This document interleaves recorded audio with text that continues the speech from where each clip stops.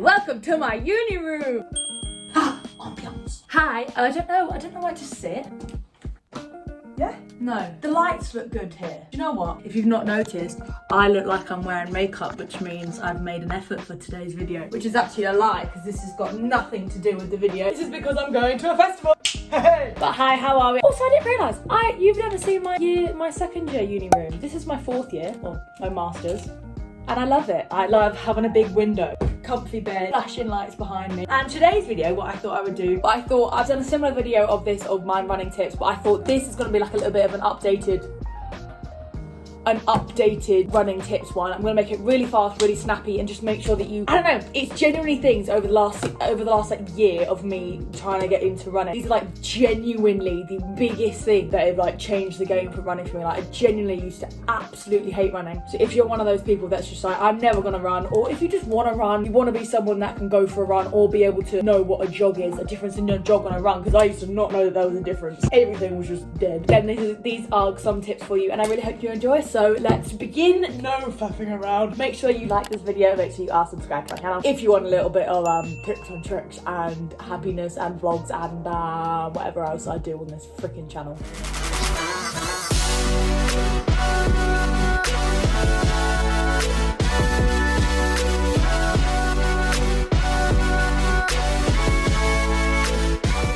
Where I'm sitting here because I can kind of chillax if I want to chillax. But anyway, right, kind of in some sort of order. Yeah.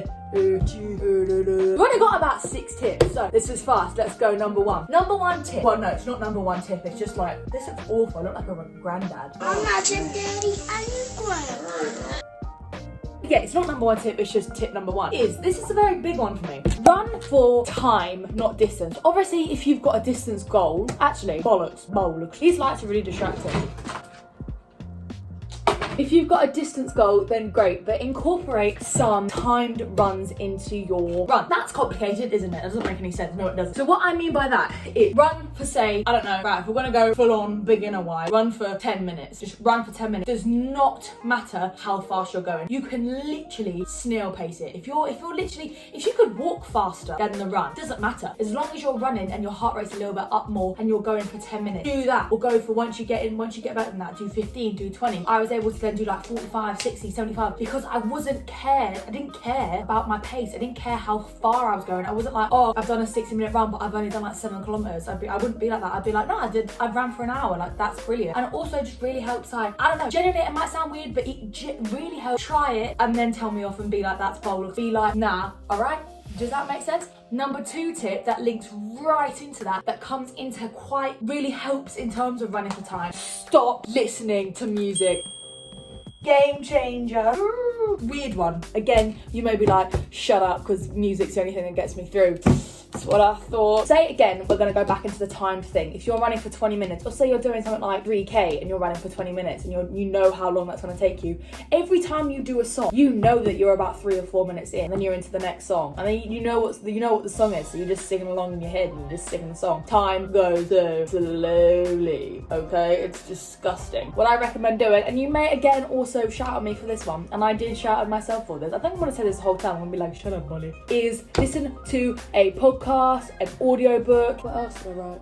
Yeah, no, that's pretty much it. Podcast or an audiobook, because you don't know what they're going to talk about. Like, your mind goes into somewhere else. They're chatting rubbish for about 15 minutes, and then suddenly 15 minutes is done, and you're like, oh my god, I ran for 15 minutes, rather than you ran for 6 songs. Does that make sense? Again, try it. And what I do, say if I do a lot more distance now. Say, for example, I did a 60-minute run. Yeah, say I did a 10K. I listened to podcasts up until 7 or 8K. If I had about 15, 20 minutes left, I'll whack on some music, because then it gets a bit motivating and then you kind of speed up a little bit. Do you know what I mean? The podcast and that, just if you're going at snail paces and if you're going like that, they just get your mind somewhere else, and that's such a big tip. Generally, music, it's just, and you run out of music. Do you know what I mean? There's not that many vibe songs that you can run to. I end up having to listen to like really sad stuff that I don't know. All right, number 3. Said this one at my other one, but this is so big. Get some running shoes. Like, don't be running in your standard shoes. Like, your everyday trainers, if they're not not running trainers, get rid of them, because you're just making life difficult. You're making your runs more difficult to run, and you don't want, runs are difficult in themselves, you don't want them to be more difficult. So when you're running with non-running shoes,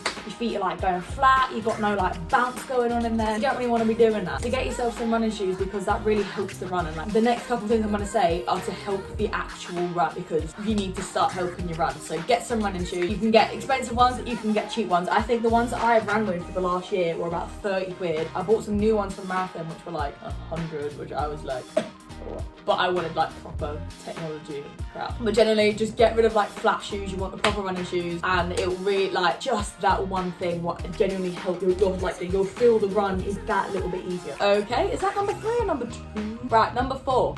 This is a big one. This is when it comes into if you're running consistently now. So if you're actually doing like a plan, or if you're doing like, say you run every Tuesday and Thursday, like say that's something you're doing, and say you're gonna now do this for the next, I don't know, 6 months. If you want to generally start running, or you want to get to a 10k, or you want to start doing a half marathon or something like that, mix it up, okay? You can't just like run, and like you just don't want to do long runs every single time, because running just gets absolutely boring, and you will get bored within the plan and think, I'm not doing this anymore, this is absolute crap, leave me alone. So what I'm going to say by mix it up is that obviously have your long runs. I think have your long runs once a week, but whatever the next session you do it can be a long run if you say train 4 times a week. But if you're only doing 2 or 3, then make sure you do a long run. You could do interval sessions. There's so many things you do with intervals. You can just do 30 seconds on, 30 seconds off. You can do certain distance for a certain amount of time. Then like Google like interval sessions, or if you've got an actual plan, then you can properly plan that. And I can maybe do a video on how to genuinely make a running plan, which if you want that, then let me know. I'm not going to waste my time if no one wants that, do you know what I mean? So let me know if you want that, and I can do that. Another thing to do, if you don't want to, like say if you're running 3 times a week, sack off running 3 times a week, once or twice, and then do something else. Do swimming, do some other form of cardio, get to the gym and go on the rowing machine, or do some spinning classes, or do cross trainer or something like that. Make it fun. Like